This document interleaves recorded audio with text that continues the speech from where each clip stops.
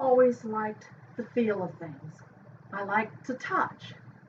When I walk in the woods, I like to stop and touch the bark of a tree or run my fingers underneath the delicate ferns.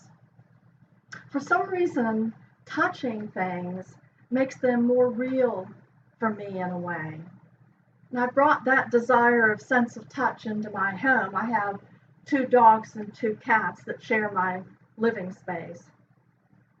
Now, I don't know if this is an exact transfer, but I chose books and reading, not ebooks, not Kindle books, but real, honest to goodness books. Books that you hold in your hand. Books that you read in a wingback chair with a cup of tea to the side. Books with hardcovers. Books with soft covers. Books with worn out edges.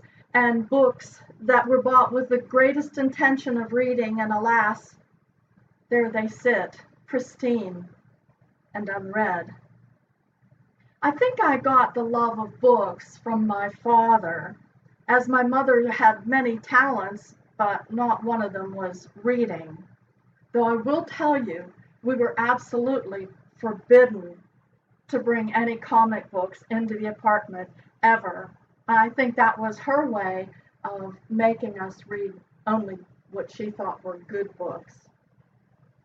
But my father would take me to the Carnegie Library, which is in Pittsburgh, where I grew up. And he would let me loose for an hour or two.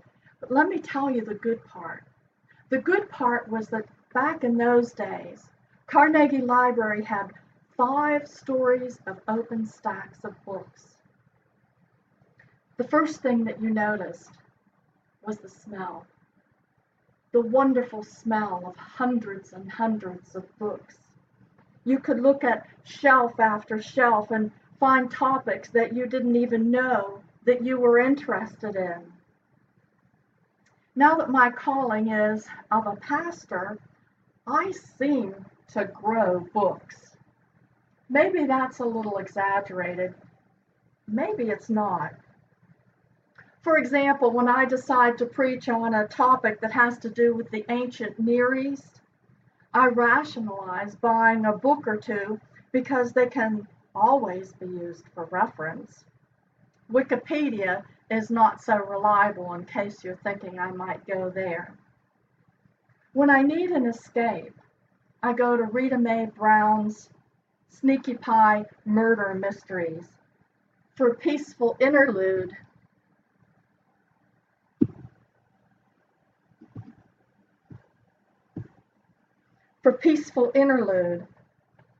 I'll thumb through my bird book or my Smithsonian magazine, or more probably my Equus magazine. That's the one on horses. I think of my home as one in which you could never get bored, because there's always something new to learn and to read. I guess books and magazines touch me in more ways than just holding a book or a magazine in my lap.